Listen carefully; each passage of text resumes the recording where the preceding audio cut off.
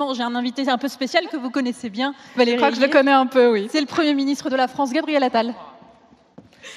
Monsieur le Premier ministre. Salut Gabriel. Ça va, tu vas bien? Ouais, très bien.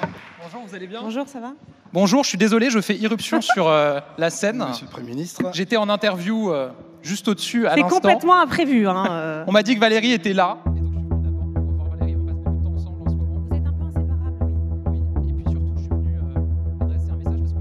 Je suis désolé, mais je trouve qu'il y a une forme de mépris là-dedans.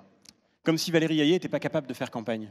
Et qu'il fallait en permanence que ce soit le Premier ministre, le Président de la République. Pardon, mais enfin, je suis désolé, il y a un côté un peu macho aussi dans cette affaire. Mais je veux dire quand même que les femmes ne sont pas des paillassons. Et que moi aussi, je partage cette colère de voir le Premier ministre, le Président de la République, s'essuyer les pieds sur Valérie Hayé. Il y a un mot en anglais pour nommer ce qu'il a fait, c'est le man-terrupting. Vous savez, c'est cette contraction entre man, homme et interrupting. C'est comme le mansplaining. C'est quand ces hommes pensent qu'ils font mieux que les femmes parce que ce sont des hommes. Ils viennent vous expliquer, ils vous interrompent. Ça suffit, ça suffit.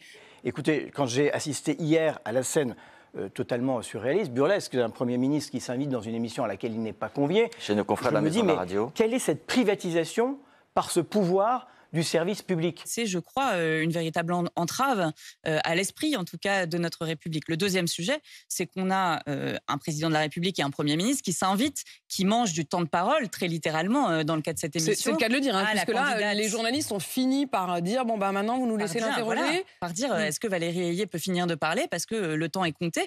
Et je trouve que ça révèle une façon qu'ont le Premier ministre et le Président de la République de penser que leur candidate, finalement, je ne sais pas, n'est pas assez solide. C'est responsabilité, comme d'habitude. Je dirais, à partir du moment où le Premier ministre entre dans la campagne comme il l'a fait, au point d'aller arracher le micro de sa propre candidate pour parler à sa place, je suis désolé, mais il engage sa responsabilité. Et incontestablement, s'il y a un échec, il devra partir.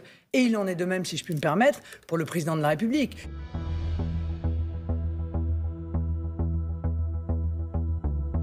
Il n'y a pas eu de machisme.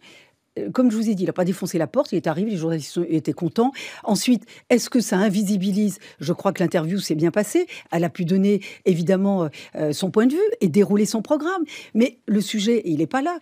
Quand vous êtes une femme politique et que vous menez des campagnes... Moi, j'ai mené des campagnes en vent contraire. Hein. J'étais bien contente de pouvoir avoir des soutiens à un moment donné. Donc moi, je suis très fière d'être une femme et d'avoir le soutien du Premier ministre, du Président de la République également.